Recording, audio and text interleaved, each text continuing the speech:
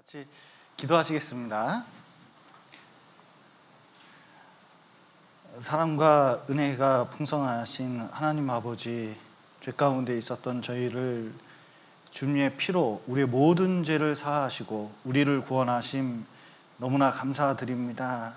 우리가 마지막 시대에 또 주의 복음을 전하며 살고 있습니다. 함께 해주시고 더욱 역사해 주셔서 우리 정읍교회를 통해서 더 많은 구원의 역사가 나타날 수 있도록 도와주시옵소서.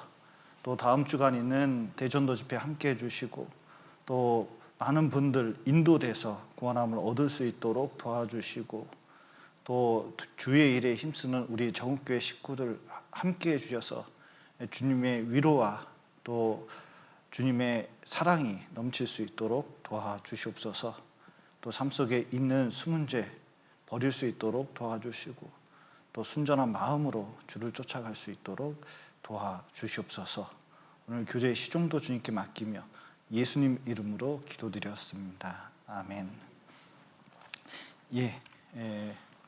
구역 모임 때는 요한복음을 배우고 있습니다. 요한복음 4장 보시겠습니다. 요한복음 4장 1절부터 30절까지의 내용인데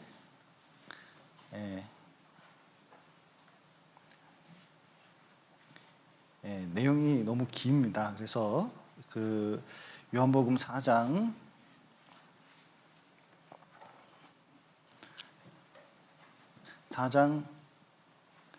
21절부터 제가 26절까지 제가 읽겠습니다. 1절부터 제가 읽겠습니다. 예수께서 가라사대 여자여 내 말을 믿으라. 이 산에서도 말고 예루살렘에서도 말고 너희가 아버지께 예배할 때가 이르리라. 너희는 알지 못하는 것을 예배하고 우리는 아는 것을 예배하노니 이는 구원이 유대인에게서 남이니라. 아버지께 참으로 예배하는 자들은 신령과 진정으로 예배할 때가 오나니 곧 이때라. 아버지께서는 이렇게 자기에게 예배하는 자들을 찾으시느니라. 하나님은 영이시니 예배하는 자가 신령과 진정으로 예배할지니라. 여자가 가로되 메시아 곧 그리스도라 하는 이가 오실 줄을 내가 아노니 그가 오시면 모든 것을 우리에게 고하시리이다. 예수께서 이르시되 내게 말하는 내가 그로라 하시니라. 다시 인사드리겠습니다. 안녕하십니까? 진짜 해피 뉴 이어입니다. 우리 옆에 있는 분하고 한번 인사 좀 한번 해보시겠습니까? 안녕하세요. 새해 복 많이 받으십시오. 정말로 한 해 한 해가 갈수록 하나님께서 우리에게 그 한 해를 허락하신다는 게 이 마지막 시대에 마치 루즈 타임을 우리에게 허락하신 것 같고 또 이때에 복음 전할 수 있는 기회를 주시는 것 같습니다. 그래서 올해 한 해 정읍교회를 통해서 정말 복음이 많이 전해지고 또 우리의 삶에도 주님의 역사가 많이 일어났으면 좋겠습니다. 요한복음 이제 배우고 있는데 4장 내용을 긴 내용이지만 천천히 좀 오늘 배워보도록 하겠습니다. 4장 1절부터 4절까지 제가 천천히 읽어드리겠습니다. 예수의 제자를 삼고 세례를 주는 것이 요한보다 많다 하는 말을 바리새인들이 들은 줄을 주께서 아신지라. 예수께서 친히 세례를 주신 것이 아니요 제자들이 준 것이라. 유대를 떠나사 다시 갈릴리로 가실새 사마리아로 통행하여야 하겠는지라. 그 유대에서 복음을 전할 때 희한합니다. 복음을 전해보면 하나님을 믿는다고 하는 사람들이 거부하는 경우가 많이 있습니다. 이스라엘 지도를 놓고 보면 이제 예루살렘을 중심으로 유대가 있습니다. 그러니까 우리 남북한 따지면 남한 쪽이라고 생각하시면 되거든요. 북쪽이 사마리아 지역이라고 할 수 있습니다. 그래서 갈릴리 또 주변에는 또 여러 족속들이 살고 또 유대인도 삽니다. 그래서 이스라엘 지도가 되게 복잡하고 우리나라 사람은 잘 이해를 못해요. 왜냐하면 그 외국에 가면 런던 같은 데에도 런던 지역이 되게 큽니다. 그런데 동네가 사는 동네가 있습니다. 한국 사람들이 모여서 사는 동네가 있고, 유대인이 사는 동네가 있고, 중국 사람이 사는 동네가 있고, 그리고 뭐 영국 사람이 모여서 사는 동네가 있고, 이렇게 동네마다 약간씩 차이가 있고, 놀라운 것은 세계 모든 곳을 가면 다 이런 구조로 되어 있다는 걸 알게 됩니다. 우리나라처럼 이렇게 퍼져서 섞여서 지역이 없는 데가 좀 드물어요. 그래서 우리나라 생각하고 딴 나라 가면 되게 이상한 경우가 많이 있습니다. 그런데 지금도 이스라엘 가보면 어떻게 되어 있냐면, 같은 동네에도 이 아랍인이 사는 동네가 있고, 그리고 사마리아 사람이 사는 동네가 있고, 유대인이 사는 지역이 있어서 한 지역에 가면 두루 섞여서 사는 게 아니라 동네가 틀려요. 그런데 여기 유대 지역은, 남한 쪽은 유대인들이 대부분 몰려 있기 때문에 그 하나님 믿으니까 열심히 전도하면 구원받겠다 생각하는데, 희한하게도 여기는 예수님을 배척하는 사람이 많았습니다. 그리고 출교시키려고 그러고 심지어는 죽이려고 하는 사람도 많이 있었거든요. 자, 어떤 사람에게 복음을 전하는데 강하게 부인합니다. 심지어 막 주먹까지 날리려고 그래요. 핍박이 있습니다. 그러면 그 사람한테 복음 전해야 될까요? 말아야 될까요? 사도행전에 보면 피하라고 되어 있습니다. 이게 피하는데, 피하면 끝나는 게 아니라, 자, 이 사람이 거부하면, 이 동네 거부하면 이 동네 가면 돼요. 그래서 예수님께서 유대 사람들이 강하게 거부하니까 어디로 갔냐면, 이제 전도할 사람을 찾아갔는데 사마리아 지역으로 갔습니다. 그래서 사마리아 지역으로 이렇게 전도할 것을 찾아가는데, 그쪽에 구원받을 사람이 있었어요. 특히 여기 이제 그 성경을 보시면 4절에 사마리아로 통행하여야 하겠는지라. 무슨 뜻일까요? 사마리아로 꼭 가야겠다, 그렇게 이제 말씀하신 겁니다. 왜냐, 거기에 꼭 한 마리 잃어버린 양처럼 꼭 전도할 사람이 있기 때문에 출발하신 거예요. 그런데 여기가 굉장히 먼 지역입니다. 육로로 이렇게, 그때는 버스나 뭐 이런 게 없기 때문에 걸어가야 되잖아요. 산지기 때문에, 산지는 두 갈래 길이 있습니다. 하나는 그 바닷가 쪽으로, 그러니까 저기 그 지중해 쪽으로, 바닷가 쪽으로 내려갔다가, 여기 이제 예루살렘의 산꼭대기거든요. 내려갔다가 저 멀리 바닷길로 해서 다시 올라오는 거예요. 그러니까 산꼭대기로 갈 수는 없으니까 이렇게 갔다가 올라가야 됩니다. 사마리아 지역이 좀 그렇게 되어 있습니다. 또 한 길은 예루살렘에서 여리고 쪽으로 내려갑니다. 여리고 쪽으로 내려가면 길이 가팔라요. 근데 여리고 쪽으로 내려가서 요단강을 끼고 다시 올라가는 길이 있습니다. 그러면 여리고 쪽으로 내려가서 그 요단강 끼고 올라가면 하루길이고, 저쪽 바닷길로 가면 3일길이거든요. 그런데 유대에서 아무리 빨리 출발해도 사마리아까지 도착하려면 하루길입니다. 최소 하루길이거든요. 그러면 갈 때 굉장히 힘들게 가는 거예요. 그런데 예수님께서 전도하실 때 예수님을 찾는 사람들이 많았습니다. 갈릴리에도 많았고 여러 사람들이 찾았기 때문에 사람들이 굉장히 많이 몰려들었거든요. 그러니까 일정이, 찾는 사람이 많으니까요, 바빠요. 되게 바쁩니다. 바쁜 일정 속에서 사마리아로 꼭 들어가야겠다. 무슨 뜻일까요? 꼭 전도해야 될 사람이 있다, 이렇게 하신 거예요. 자, 여러분 올해 새해를 맞으셨는데 꼭 전도해야 될 사람이 있습니까?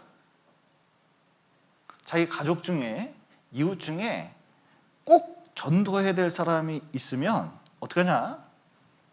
정말 시간을 낼 수밖에 없어요. 그리고 전도에서 가장 중요한 게 뭐냐면, 예수님께서도 전도의 본을 보이셨는데 꼭 전도해야겠다. 바쁜 일정 속에서도, 여러 가지 어려운 일 속에서도 꼭 전도해야겠다 생각을 하면은 시간을 내고 만들고 준비하게 돼 있어요. 특별히 여기 사마리아 여자는 되게 까다로운 여자입니다. 사마리아 사람인데다가 유대 사람하고 사마리아 사람은 서로 말도 건네지 않았거든요. 왜냐하면 사마리아 사람들은 어떤 사람이냐면 이 북쪽에 있는 사람들이 옛날에 바벨론이나 아시리아 사람이 쳐들어오면 이 사람들하고 혼혈족을 만들었습니다. 여러분, 호로 자식 얘기 들어보셨어요? 호로 자식이 무슨 뜻이죠? 잘 안 들리는데 호로 자식이 무슨 뜻입니까? 오랑캐 호자잖아요. 오랑캐가 쳐들어왔을 때 섞어가지고 난 자식. 두 글자로 줄이면 잡종 이렇게 됩니다.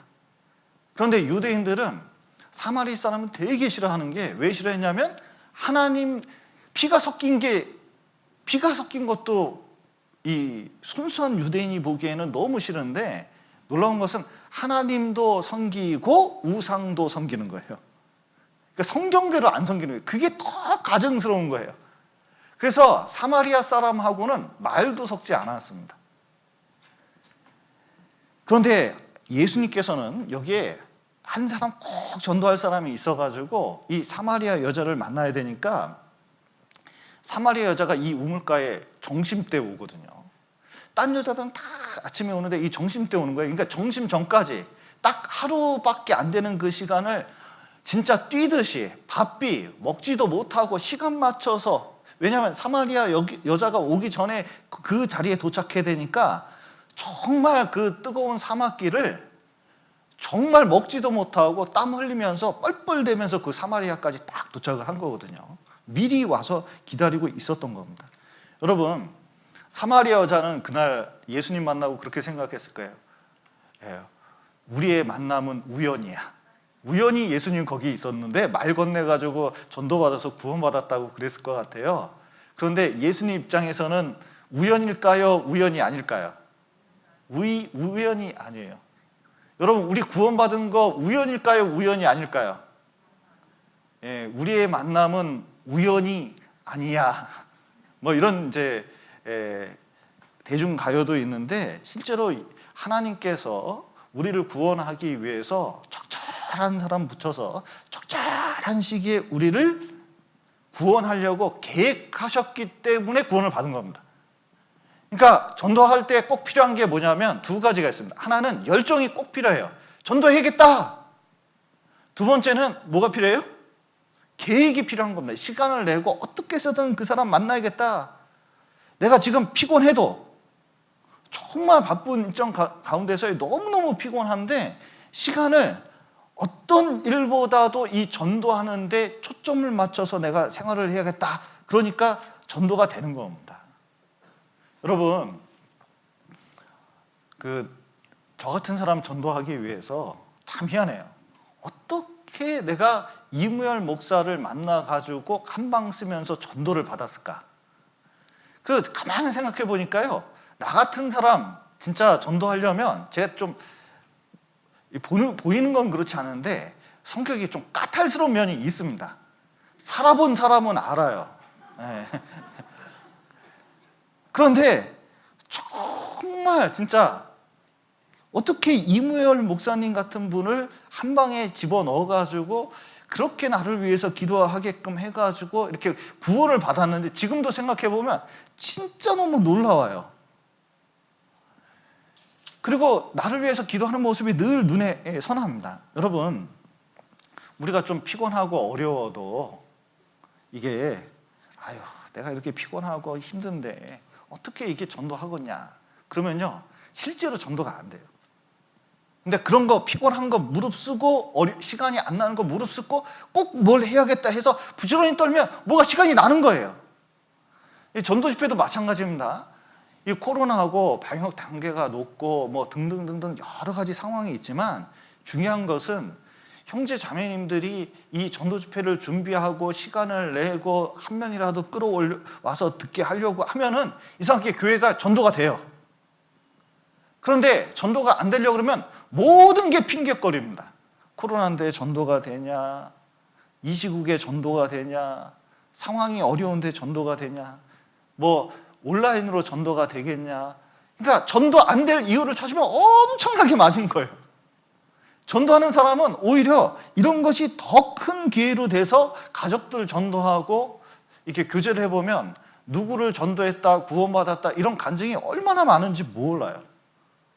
이 전도하려고 그러는데 특별히 상대방도 보통 사람이 아니에요. 사마리아 여자, 이 여자 보통 여자가 아닙니다. 먼저는 유대 사람하고 사마리아 사람하고 너무 감정 안 좋아요.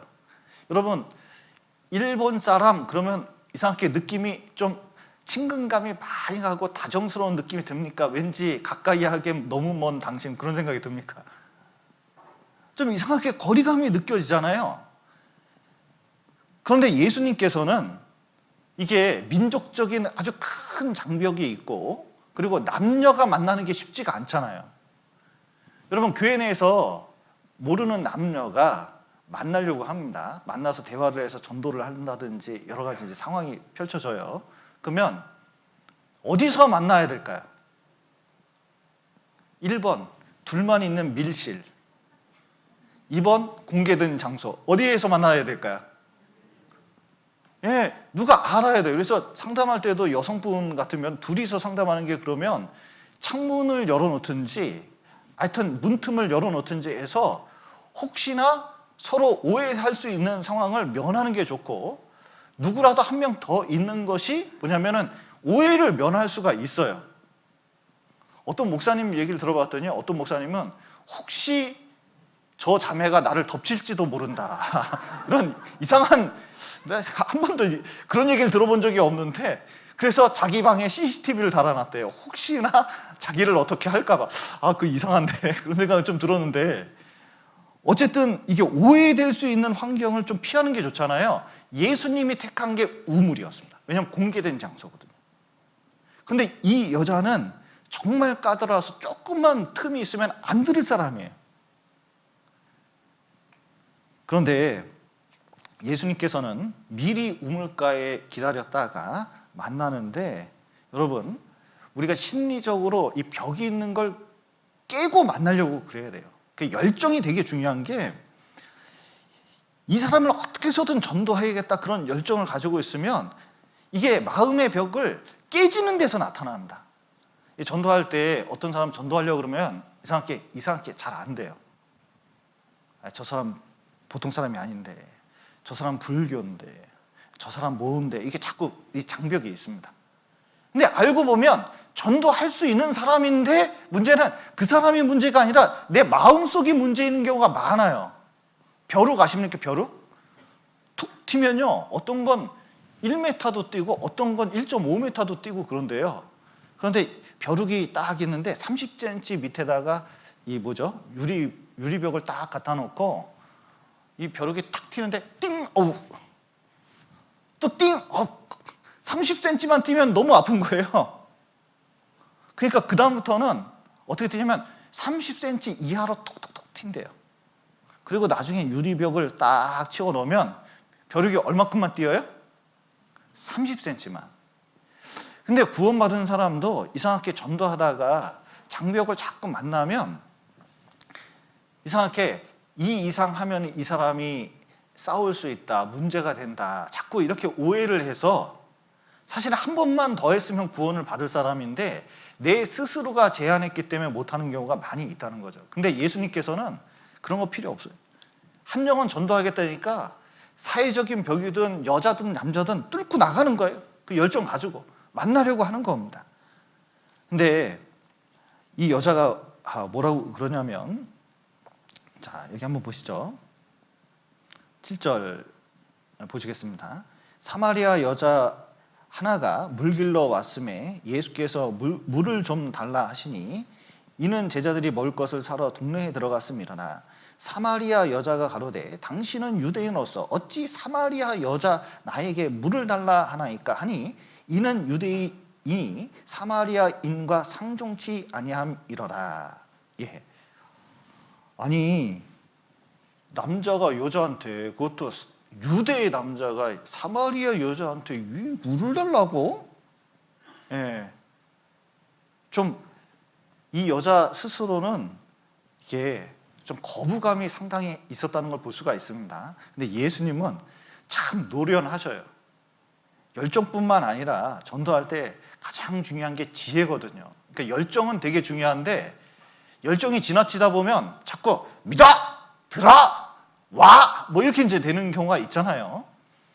그것도 물론 이제 좋습니다. 그런데 예수님께서는 지혜가 많으신 분이에요. 이제 대화를, 물 길러 온 이 여자한테 대화를 물 가지고 시작합니다. 예를 들어서 차를 타고 전도하는데 어디 가세요? 그러면 여기 종착역까지 갑니다. 근데 어떤 사람이 얘기를 하는 거예요. 우리 인생에도 종착역이 있는데 하면서 뭐 이렇게 전도를 하는 사람이 있습니다. 또 시국이 혼란하면요, 천국에서는 이런 게 없는데 자식 문제에 가지고 있으면 이게 영원한 그 성경 말씀에서 이 자식 문제를 뛰어넘는, 자식을 변화시킬 수 있는 말씀이 있다는 걸 가지고, 그리고 축구 가지고 하는 사람은요, 축구 좋아하는 사람 축구 얘기하다가 꼭 전도하는 사람도 있어요. 별의별 사람이 다 있습니다. 근데 예수님은 우물물 가지고 영원히 메마르지 않는 샘물을 인용을 해가지고 관심을 끌어서 뭐냐면 전도를 했어요. 우리도 전도하고자 하는 분하고 만나보면 맨 뭐 얘기해요? 말씀 듣자는 얘기해요. 근데 그분이 확실히 전도 잘합니다. 그런데 전도하고자 하는 마음이 없으면요, 전도가 진짜 안 되게 돼 있어요. 그러니까 말끝마다 전도 얘기를 꺼내는 것이 사실은 내 마음속에 있는 것을 표현하는 말이에요. 최근에 이제 우리 형제님들과 자매님들께서 전도를 열심히 하시는데 참 그런 분들 보면요, 그 열정에 감동해서 이게 복음이 전해지더라고요. 그런데 전도할 때 보면 우리가 좀 오해하는 게 있습니다. 예수님이 전도법 보면 참 특이한 게 물 좀 달라 이렇게 말씀하셨거든요. 여러분, 사마리아 여자가 이렇게 왔습니다. 그러면은 선물을 주면서 전도하는 게 좋을까요? 저 물 좀 하나 떠주쇼? 하면서 전도하는 게 나을까요? 우리가 이제 많이 오해하는 것은 구원받은 사람이 많이 갖춰야, 돈이 있어야, 그리고 뭐가 돼야 전도를 한다고 오해하는 경우가 많아요. 옛날에 광주 학생 하나가 학점 4.5점 맞으면은 아버지 말씀 들으세요. 그랬더니 너 학점 높아지면 내가 말씀 듣지. 진짜 공부 열심히 해서 학점 4.5 딱 맞았거든요. 만점이죠. 그래서 장학금도 탔어요. 그리고 저하고 같이 가서 전도하려고 같이 가서 말씀 좀 들으시죠 이렇게 했더니 이 아버지가 뭐라는지 아세요? 내가 지 공부하라고 듣는다 그랬지 뭐 이러놓고는 안 듣는 거예요. 그러니까 뭘 해주면 듣는다고 생각했는데 실제로는 그게 잘 안 되는 겁니다. 그러니까 내가 성공하면, 내가 그 사람 요구를 들어주면 뭘 되는 게 아니라 예수님의 방법은 참 특이해요. 도와달라는 거예요. 이 서소석 목사님께서 그 전도를 회사 다닐 때 좀 많이 하셨거든요. 근데 이제 그 자매가 하는 얘기를 이제 들어봤는데 서소석 목사님이 전도할 때 회사 다닐 때 이렇게 전도했다니. 미스 김, 요번에 전도 집회 했는데 이거 의무적으로 한 명씩 데려가야 돼. 근데 데려갈 사람이 없네. 어떻게 한번 하루만 도와주면 안 될까? 그렇게 해서 여러 명 전도했네요. 왜냐면 도와줘야 되는 입장이 되면 마음을 열 수가 있는데 이상하게 도움을 받고 많이 지원을 받으면 말씀을 들을 것 같지만 이용만 당하는 경우도 많이 있습니다. 오히려 내가 그것 때문에 믿을 줄 알아? 이런 사람도 있어요. 오히려 겸손하게 도와달라고 그러고 말씀 한번 부탁한다고 그러고 좀 이 말씀이 맞는지 알아봐 달라고 그러고 그렇게 해서 전도된 사람도 많이 있습니다. 그래서 실제로 우리가 어떤 사람에게 전도의 부탁을 할 때는 좀 자세를 낮춰서 얘기하는 것도 꼭 필요합니다. 예수님은 이 여자에게 그렇게 했어요. 그리고 예수님은 잘 아신 게 인간에게는 누구나 들을 만한 이 마음이 있다는 걸 알았어요. 특히 여기 비어있는 공간, 마음에 비어있는 공간이 있다는 걸 알았어요. 여러분, 사람의 마음속에서는 빈 공간이 있다고 파스칼이 얘기를 했거든요. 누구나 뭘로도 채울 수 없는 이 공간이 있습니다.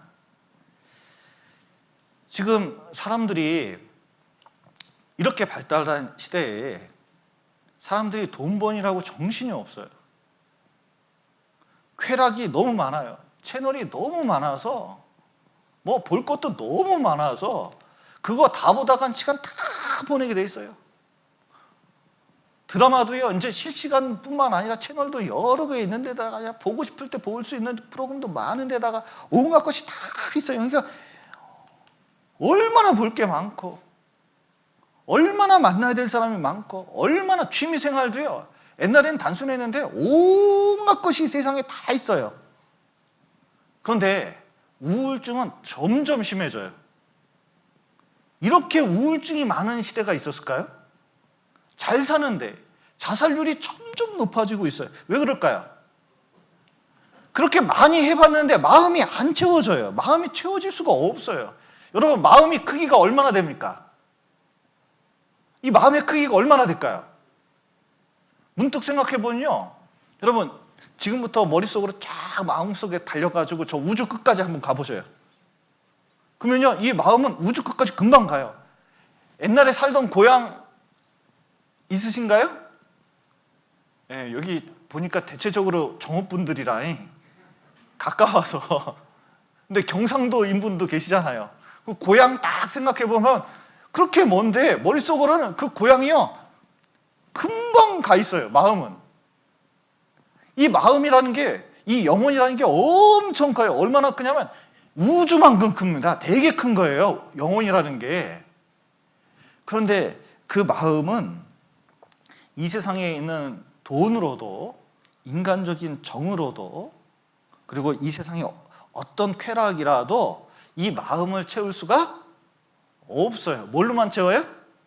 하나님이, 진짜 우주보다 큰 하나님이 내 마음에 들어오지 않으면 이 마음은 절대로 채워지는 게 아닙니다. 그러면 사람마다 늘 부족한 게 있어요. 근데 그것을 잘못 찾는 거예요. 재물을 찾아서 목말라 하고, 그리고 쾌락을 더 목말라, 갈증을 느끼는 거예요. 그게 권력에 목말라 하고. 여러분 요즘 뉴스 보면요, 뉴스가 웬만한 드라마보다 더 재밌어요. 야, 우리나라 정치는 진짜 재밌어요. 막 드라마틱해요. 근데 권력을 찾으려고 그렇게 애쓰는데 자기 마음대로 되나요, 그게? 잡을 수가 없는 거예요. 그래서 점점 이게 인생이 갈증이 생기고 목말라 하는데 답은 없어요. 이 사마리아 여자가 남편이 5이 있고 지금 사는 남편도 남편이 아니에요. 여러분, 남편이 5이 있었으면 보통 여자입니까? 보통 어떤 여자가 남자하고 결혼을 했어요. 그러면 이혼할 생각합니까? 그냥 같이 더불어서 살려고 그럽니까? 더불어서 살려고 그러거든요. 그런데 이 남자가 바람을 폈든지 무슨 사고가 있든지 그래가지고 남편이 훌쩍 떠났어요. 그럼 갑자기 어떻게 돼요? 그 시대는 여자는 남편 없으면 못 살아요. 일자리가 없어요, 기본적으로. 그런데 어디서 남자 하나가 자기한테 관심을 보이네?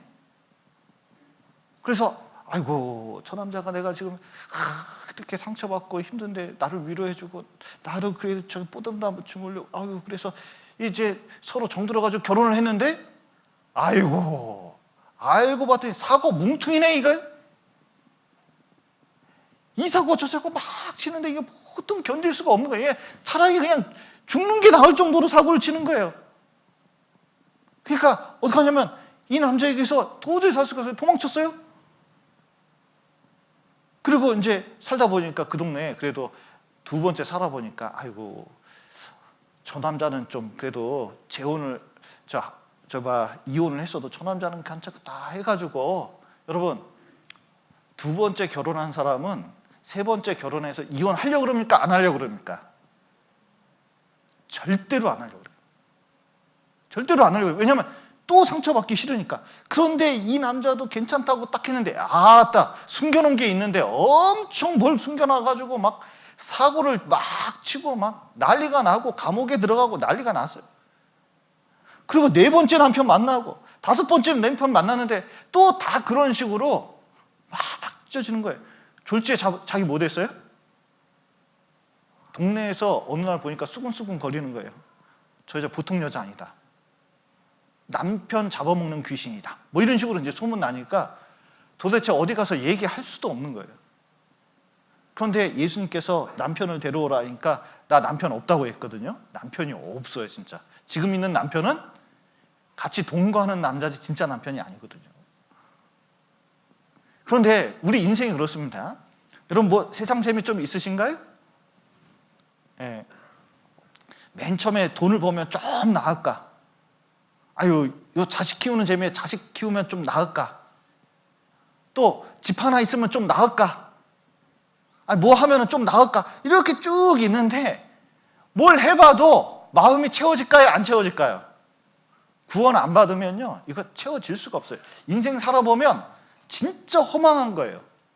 그래서 어떤 사람은 군중 속의 고독이라고 했는데 실제로 이 세상은 집을 연이어서 짓고 사람이 얼마나 많이 붙어서 살아도 내 마음 알아주는 사람 있어요, 없어요? 여러분 남편이 여러분 마음을 알아줍니까? 여러분 아내가 여러분 마음을 알아줍니까? 자식이 내 마음을 알아줍니까? 이건 가정의 비밀인데 괜히 누설했을까요? 이게 인생은 살아보면요, 결국 이상하게 고독하고 외로워요. 남들은 나 몰라요. 또 알아줄 만한 그런 넉넉한 마음도 잘 안 돼요. 인생은 허무한 거예요. 옛날에 오나시스라는 사람이 있었습니다. 케네디 대통령이 암살되고 딱 죽으니까 누구죠? 그 아내 되는 사람이 이 오나시스라는 선박학 오나시스하고 결혼을 했어요.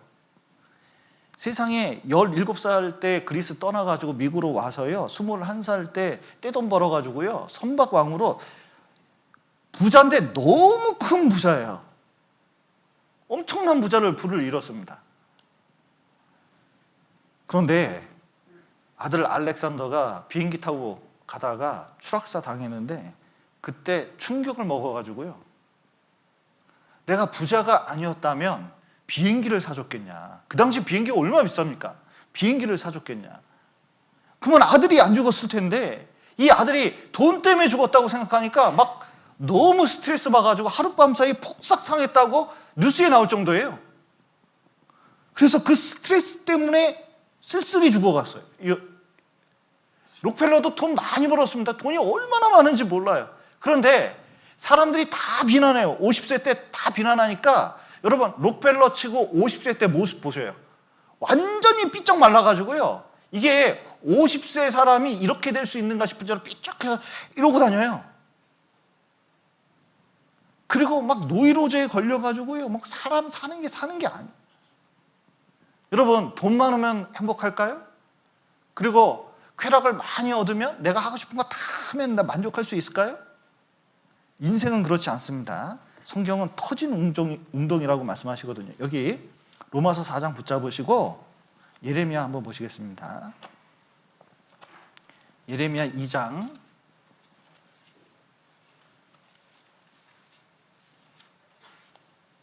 13절입니다.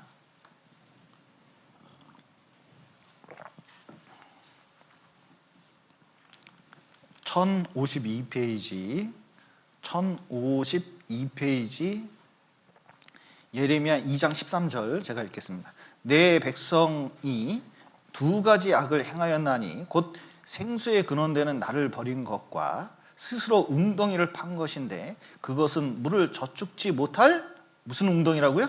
터진 웅덩이에요.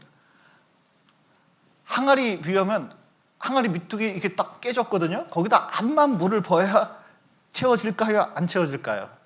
안 채워져요. 여러분 우리의 영혼은 이 세상 어떤 것으로도 채워질 수가 없어요. 그래서 이병철 회장도 돌아가실 때 하나님 찾기 위해서 질문을 여러 가지 하는데 그 마음속에 갈망이 있어도 답을 얻지 못하고 돌아가셨습니다. 진짜 불쌍해요. 진짜 우리 교회를 만났다면 얼마나 좋았을까 그런 생각도 들 정도예요. 그런데 그런 갈급함이 모든 사람에게 있는 그런 목마름이 대화를 하게 해요. 여기 요한복음 4장 10절 보시죠.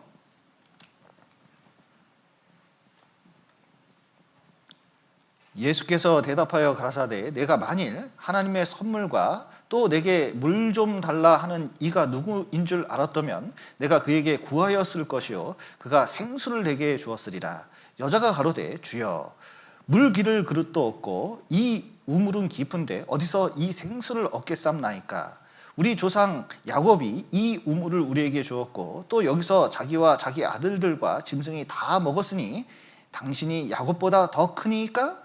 예수께서 대답하여 가라사대 이 물을 먹는 자마다 다시 목마르려니와 내가 주는 물을 먹는 자는 영원히 목마르지 아니하리니 나의 주는 물은 그 속에서 영생하도록 솟아나는 샘물이 되리라. 예. 자, 이 여자가 낮에 찾아온 이유가 있습니다. 이 우물에 보통 여자들이 우물에 아침에 올까요? 점심때 올까요? 보통 아침에 오거든요. 아침에 와서 우물기를 딱 끌어서 집에 가서 밥도 짓고 음식도 만들고 세수도 하고 하여튼 이 물이 되게 중요하기 때문에 아침에 길어요. 그 아침에 길어가지고 뭐 하냐면 여자들이 다 모여가지고 물 기르면서 뭐 할까요? 대화를 하죠. 요즘 같으면 애들 유치원 딱 데리고 다니면서 아침에 엄마들이 다 손잡고 데려오거든요. 그러면서 엄마들이 어디에 모여있죠? 아, 잘 모르시구나. 여러분 카페 하려면 유치원 앞에서 카페 하면 됩니다. 그럼 엄마들이 갈 데가 없어요. 거기 다 모여있어요. 그리고 한마디 쫙 분 다음에 가는 거예요. 이게 우물가가 그런 것이거든요. 근데 그 재미에 사는 여자분들 그 시대에 얼마나 많았는데. 그런데 아침에 안 가고 점심 때 혼자 이렇게 터벅터벅 가는 거는 욕먹을까 봐 거의 가지를 못해요. 외로운 여자예요. 그런데 이 여자가 제일 오기 싫은 데가 어디예요? 우물이에요, 우물. 우물만 오면 누구 만나고 막 겁나는 거예요. 그런데 여기 영원토록 솟아나는 샘물이 되리라. 내가 주는 물은 영원토록 나는 물이다. 이렇게 얘기를 하는 거예요. 그러니까 이 여자 귀에 딴 건 몰라도 그거 쏙 들어온 거예요. 진짜 영원한 구원이 있다는 것을 여러 표현으로 그 마음속에 쏙 들어가게 하면요, 말씀을 듣는 사람이 분명히 있게 돼 있어요. 인생은 경찰서에서 우는 아이와 같아요. 어떤 아이가 부모를 잊어버리고 우는데요, 너무 울어요. 그러니까 경찰관 아저씨가 사탕 하나 딱 주니까 이 빨대는 안 울어요. 근데 빨다가 누구 생각나요? 엄마 생각나면 막 또 울어요. 그러니까 장난감 하나 줘요. 그럼 붕붕 돌다가 또 누구 생각나요? 엄마 생각나요. 그러면 또 울어요. 그러면 뭐 또 다른 거 뭐 스마트폰이라도 보여주면서 또 달래요. 그러다가 누구 생각나요? 엄마 생각나고 엄청 울어요. 얘 어떻게 해야 문제가 해결될까요? 어떻게 해야 울지 않을까요? 엄마 와야지. 아무리 인생 가운데서 뭐 집장만 하고 돈 얻고 자기 마음대로 되고 뭐 하고 싶은 거 다 해도 결국은 문득문득 생각나요. 인생이 허무한데 진짜 이거 해결 받아야 되는데 결국은 하나님 만날 때 이게 해결이 되는 겁니다. 그래서 하나님께서는 외치고 있어요. 너희 목마른 자들아 물로 나오라. 이사야 성경에 말씀하시듯이 돈 없는 자도 오라. 너희는 사서 사 먹되 돈 없이 값 없이 와서 포도주와 젖을 사라. 그리고 나를 청종하라 이렇게 말씀하시거든요. 한번 들어봐라. 참 우리가 좋은 게요, 이 전도 집회 잘 들으면요 이 영혼 문제가 해결이 되거든요. 터진 웅덩이가 아니라 진짜 여기 있는 것이 진정으로 채워진다는 게 뭔지 깨달은 사람이잖아요. 그것을 자신 있게 얘기할 줄 알아야 전도가 되는 겁니다. 진짜 해결된 거, 그 기쁜 마음이 있어야 되거든요. 그런데 이 여자는 예수님이 이렇게 얘기했을 때 문득 귀가 열린 거예요. 그러니까 준비된 여자입니다. 마음이 준비됐어요. 이게 전도하다 보면요, 여러 사람 만나는데 마음이 준비된 사람이 있고 안 준비된 사람이 있어요. 제 성경 강연회 하다 보니까요, 어떤 분은 이틀째 구원받았다고 막 너무 좋아하는 분이 있어요. 나 구원받았다. 옛날에 전남대학교에서 전도 집회를 하는데 3일 만에 구원받았다고 너무 좋아하는 학생이 있었어요. 3일 만에 구원받았다고? 희한하네. 그래서 가서 물어봤더니 하나님 있다는 거 믿는 게 구원인 줄 안 거예요. 그런데 얘기를 해보니까 너무 마음이 준비가 됐어요. 이분이 이 일주일간 말씀을 들었거든요. 구원 받았을까요? 안 받았을까요? 아유, 마음 준비되니까 금방 구원받아요. 이 여자도 그런 마음이 있어요. 그런데 구원받으려면 뭐 깨달아야 돼요? 죄를 깨달아야 되잖아요. 그래서 예수님께서 16절에 이거 물었습니다. 가라사대 가서 내 남편을 불러오라. 여자가 대답하여 가로되 나는 남편이 없나이다. 예수께서 가라사대 내가 남편이 없다 하는 말이 옳도다. 내가 남편 5이 있었으나 지금 있는 자는 내 남편이 아니니 내 말이 참되도다. 여러분, 남편 데리고 오라니까 남편 없다 그랬어요. 남편 없어요, 있어요? 남편 지금 없기는 없죠. 지금 있는 남편이 남편이 아니니까. 근데 예수님이 그래, 너 남편 없지. 옛날에 남편 5이 있었는데 그거 남편 아니고 지금 있는 같이 사는 남자도 남편이 아니지. 이거 뭐예요? 여러분 혹시 딴 여자하고 같이 사는 거 아니죠? 다른 남자하고 같이 사는 거 아니죠? 근데 누가 그 얘기를 하는 거예요. 가끔 어느 집에 들린다면서요? 그러면요, 이거 어떻게 돼요? 얼마나 당황할까요? 근데 갑자기 예수님께서 왜 이 얘기를 하셨죠? 모든 고독의 원인이 딴 게 아닙니다. 모든 문제가 해결되려면 진짜 문제는 죄거든요, 죄. 이 죄가 이게 보통 문제가 아닙니다. 전도하면서 이 죄 깨닫기가 상당히 어려워요. 여러분, 죄 때문에 남편 5도 없었던 거예요. 그 속에 얼마나 많은 죄가 있었는지 몰라요. 에덴 동산에서 선악과를 딱 따먹었습니다. 따먹는 순간 어떤 일이 일어났죠? 이 죄가 보세요. 첫 번째, 하나님하고 단절시켰습니다. 그 다음부터는 여러분, 하나님과 교제만 잘 돼도, 예수님 보십시오. 아무것도 없었다. 하나님하고 교제만 잘 돼도 이 세상 부러운 게 없어요. 구원 처음 받고 진짜 하나님하고 교통되잖아요. 그러면요, 이 세상에 부러운 게 없어요. 그런데 죄가 딱 들어오면 뭐하고 단절돼요?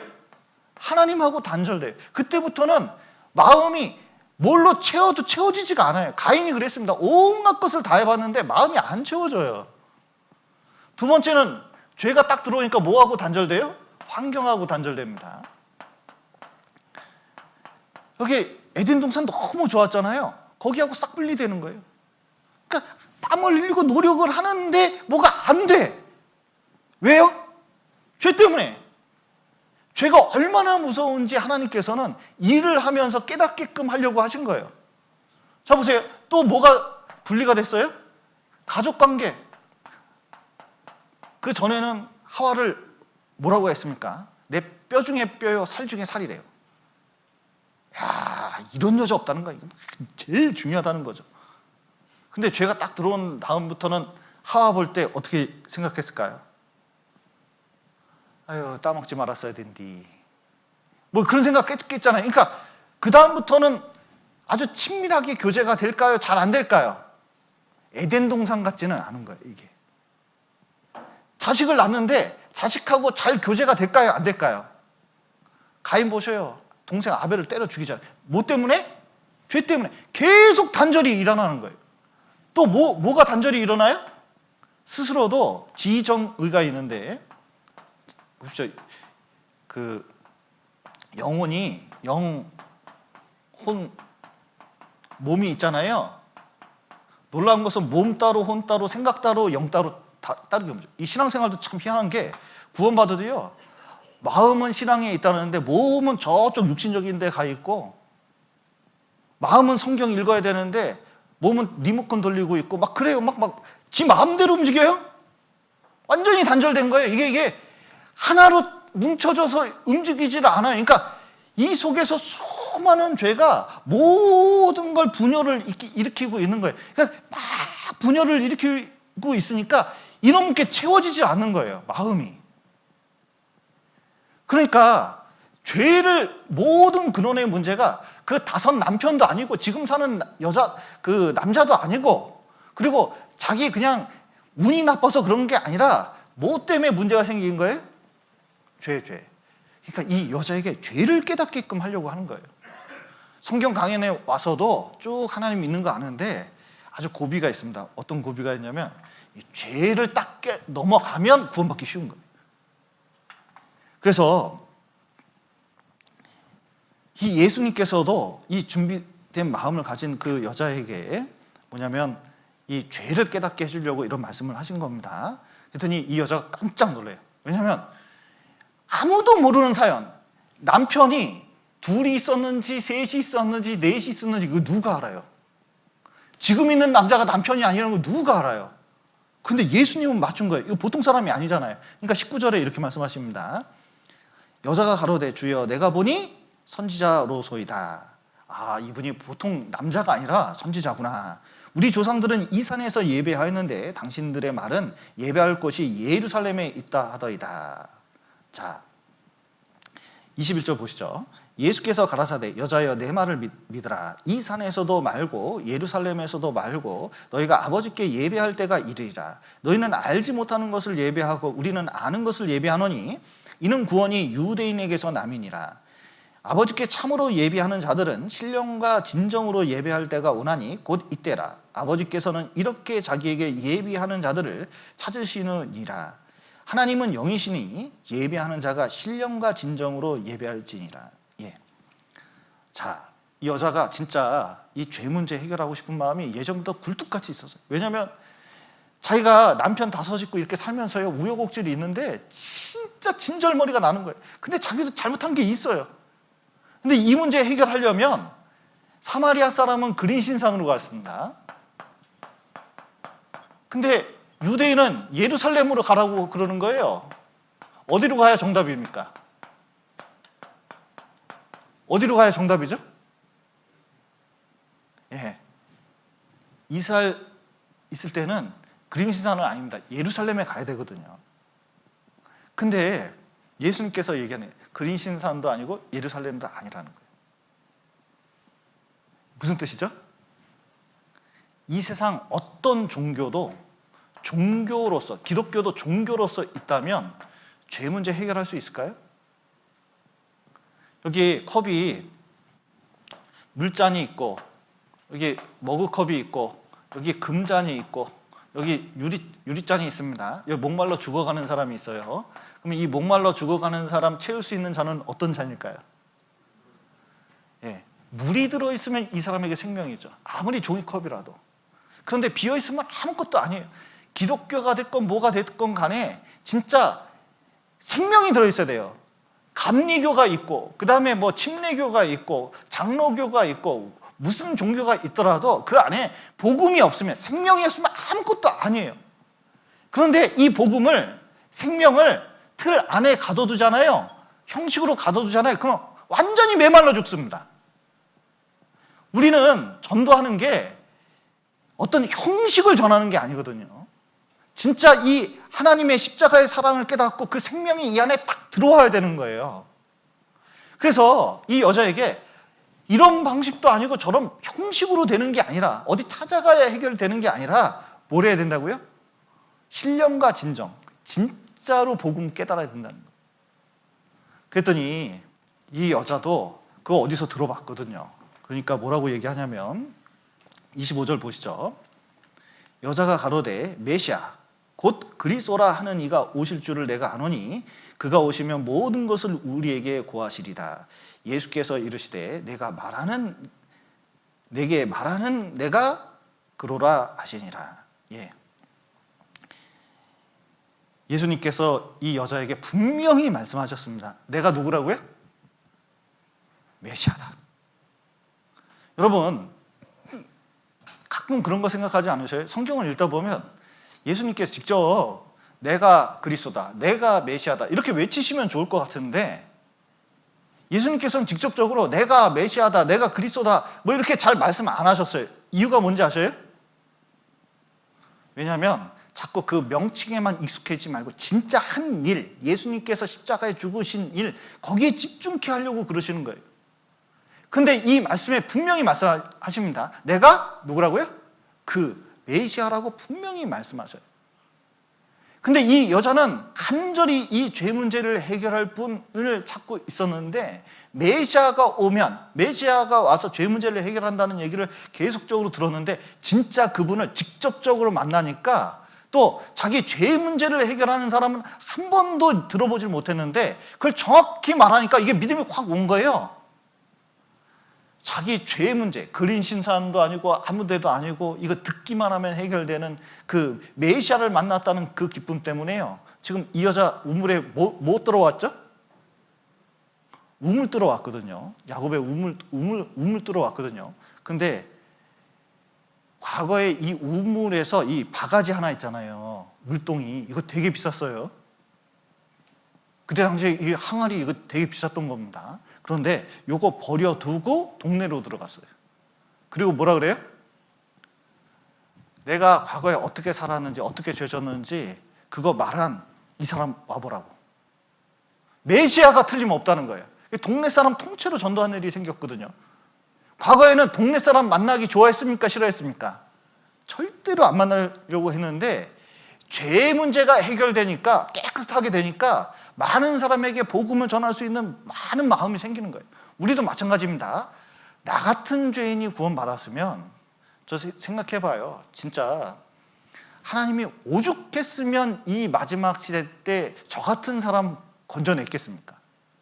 그리고 오죽했으면 세상에 나 같은 사람 써서 전도자로 삼았을까요? 야, 이거 진짜 생각해보면요, 진짜 인물 많이 없나 보다, 진짜 말세긴 말세인가 보다, 그런 생각이 들 때가 있다니까요. 그런데 우리가 죄사함의 기쁨이 있고, 그리고 그 기쁨 가지고 전도하고 많은 거 모르지만, 여러분, 사마리아 여자가 동네를 통째로 전도했듯이 우리가 열정이 있고 예수님처럼 누군가 반드시 한 명이라도 전도하려고 하는 마음이 있고, 시간을 내고 진짜 간절한 마음이 있고, 아무리 피곤하더라도 어떻게 하겠다는 마음만 있으면요, 구원을 받는 거예요. 전도할 수 있는 겁니다. 그래서 이 코로나 시국에 여러 가지 좀 어려움이 있고 힘든 점이 있지만, 여러분, 성경 강연회를 통해서 사람들이 메시아, 그리스도를 만날 수 있고 구원받을 수 있고 죄사함을 얻을 수 있는 특별한 기회가 있습니다. 우리가 다음 주에는 그 전도 집회에 꼭 전도하고, 또 이번 주에 어린이 전도 집회가 있는데 위에서 많이 기도해 주셔서 우리 정읍교회를 통해서 많은 사람이 구원 얻을 수 있도록 기도 부탁드리겠습니다. 예, 잠깐 기도하고 마치겠습니다. 사랑과 은혜가 풍성하신 하나님 아버지, 죄 가운데 있었던 저희를 주님의 피로 구원하시고 또 몸된 교회 가운데서 교제할 수 있도록 도와주신 감사드립니다. 우리 정읍교회 통해서 더 많은 구원의 역사가 나타날 수 있도록 인도하여 주시옵소서. 또 이번 주간 있는 어린이 전도 집회, 다음 주간 있는 대전도 집회 함께 해주셔서 많은 영혼들이, 또 하나님을 찾는 사람들이 올바로 하나님을 찾고 구원함을 얻을 수 있도록 도와주시옵소서. 귀한 시간 허락하신 감사드리며 예수님 이름으로 기도드렸습니다. 아멘.